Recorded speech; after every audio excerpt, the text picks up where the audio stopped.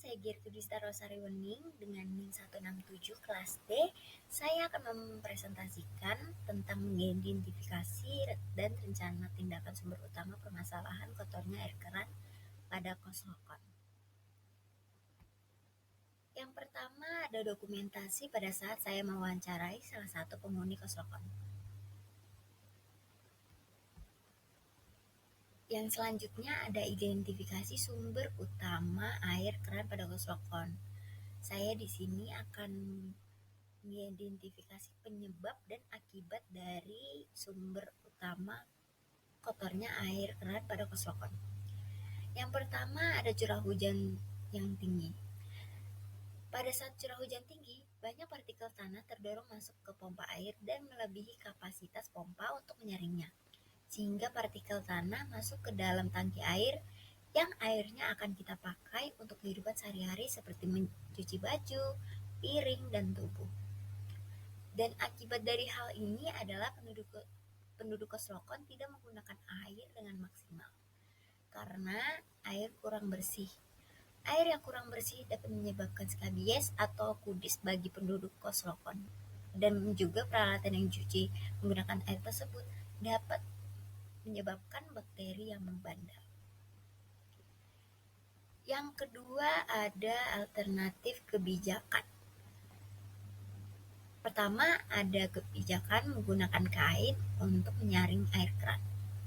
Karena menurut kami pembuatan saringan air dengan menggunakan kain ini merupakan teknik penyaringan yang paling sederhana atau mudah. Air keruh yang disaring dengan menggunakan kain yang bersih. Air keruh disaring dengan menggunakan kain yang bersih. Saringan ini dapat membersihkan air dari kotoran dan organisme kecil yang ada di dalam air keruh. Air hasil saringan tergantung ketebalan dan kerapatan kain yang digunakan. Tapi kebijakan ini agak memberatkan bagi para penghuni kos lokon. Jika kain yang dimiliki penghuni berserat jarang-jarang, sehingga kotoran tidak akan tersaring. Yang kedua ada kebijakan penghuni mewajibkan mengumpulkan uang untuk membeli filter air. Walaupun kebijakan ini agak memberatkan penghuni kos lokon, tapi manfaat dari membeli filter air sangatlah menguntungkan penghuni juga, agar penghuni dapat menggunakan air yang bersih di kala hujan. Tetapi dengan adanya pemungutan uang, penghuni kos merasa dirugikan, karena pada dasarnya penghuni kos sudah membayar kos secara bulanan yang harusnya penghuni dapat menggunakan sarana kos dengan baik. Dan yang ketiga, setiap ada masalah, sarana prasarana dilaporkan ke pemilik kos. Menginformasikan kepada kos bahwa air pada kos lokon selalu kotor pada saat hujan. Kebijakan ini cenderung sulit untuk dilakukan karena pemilik kos tidak memiliki sosial media apapun untuk dihubungi. Dan pemilik kos cenderung jarang berada di kos lokon, sehingga para penghuni tidak mudah untuk menginformasikan hal ini kepada pemilik kos. Tapi cara ini sangat amat efektif jikalau penghuni sudah dapat bertemu dengan pemilik kos. Karena pemilik kos bertanggung jawab jikalau penghuni memberikan komplain kepada pemilik kos. Saya analisa usulan kebijakan yang terbaik adalah menginformasikan kepada pemilik kos bahwa air pada kos lokon ini selalu kotor pada saat hujan.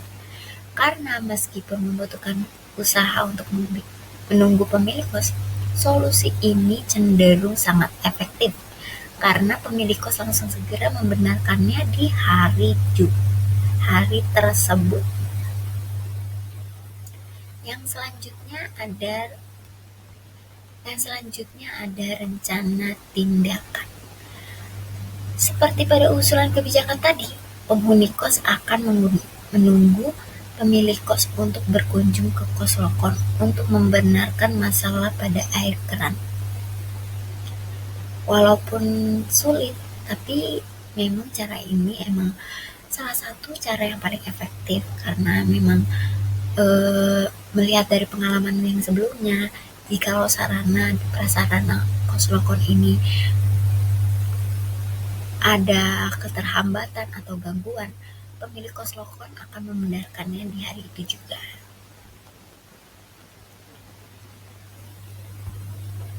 Sekian presentasi saya, terima kasih.